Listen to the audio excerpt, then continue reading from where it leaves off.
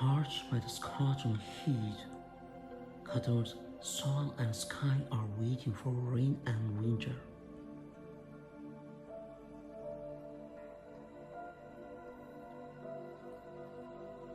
The rain clouds in the sky have come down to the ground and have started soaking every grain of soil.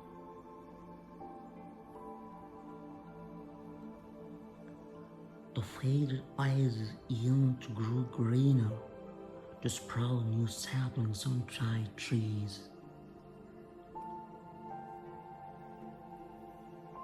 The birds that fly in the sky are born in winter just like humans, with more dreams, more hopes.